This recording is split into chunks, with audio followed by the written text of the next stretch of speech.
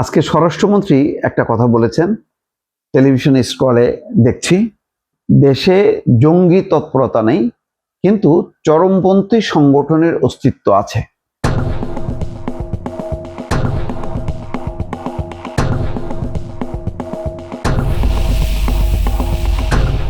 এই দুইটার কথার অর্থ হলো এই যে জঙ্গি তৎপরতা নেই, যেটা শেখ হাসিনা ফোকাস করেছে।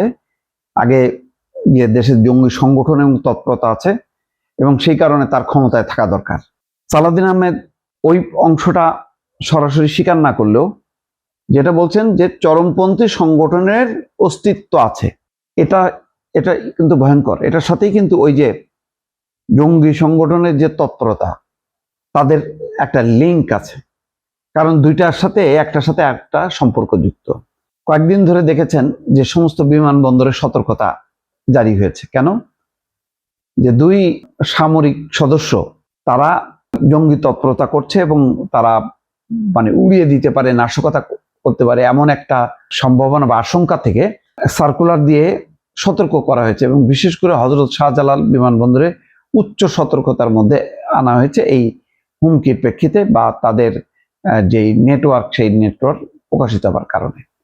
তো তারপর পরই সালাউদ্দিন আহমেদ বলছেন যে জঙ্গি তৎপরতা নেই, চরমপন্থী সংগঠনের অস্তিত্ব আছে। তার মানে চরমপন্থী সংগঠনের অস্তিত্ব থাকা মানেই কিন্তু বিপজ্জনক, এবং তার কিছু নমুনা ভয়ঙ্করভাবে আমরা দেখেছি।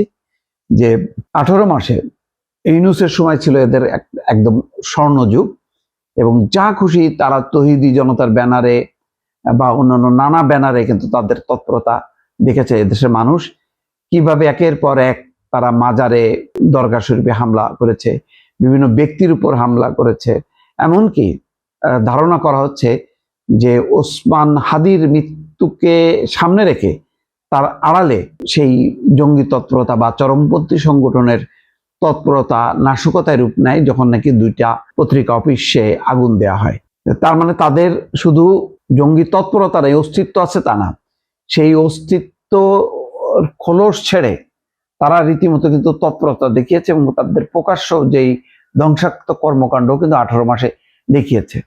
তো সালাউদ্দিন আহমেদ একটা স্বীকার করছেন আর একটা স্বীকার করছেন না। তো তারা তো অস্তিত্ব আছে মানে চুপ করে বসে নেই, তাদের তৎপরতা আছে। সেটা চরমপন্থী তৎপরতা বলেন আর জঙ্গি তৎপরতা বলেন, এটা বাংলাদেশের আইনের সাথে সামঞ্জস্যপূর্ণ না। আইন নিজের হাতে তুলে নিয়ে তারা যেই সংঘবদ্ধ, সেটা মবের আড়ালে হোক, যেভাবেই হোক না কেন, তারা সরাসরি বিভিন্ন প্রতিষ্ঠানে হামলা করেছে। ফলে এই হামলাকারীদেরকে যদি এখন সরকার একটু সফট দৃষ্টিতে দেখে বলার চেষ্টা করে যে জঙ্গি সংগঠনের তৎপরতা নেই, কিন্তু চরমপন্থী সংগঠনের অস্তিত্ব আছে, তাহলে কিন্তু এটা বিপজ্জনক হবে। ভবিষ্যতে এরাই কিন্তু ওই জঙ্গি তৎপরতা করবে এবং তাদের সেই জানানটা কিন্তু তারা অন্তর্বর্তী সরকারের 18 মাসের সময় দফায় দফায় একাধিকবার তারা দেখিয়েছে এবং বলা হয় যে তাদের হাতে অন্তত 300 মানুষের মৃত্যু ঘটেছে।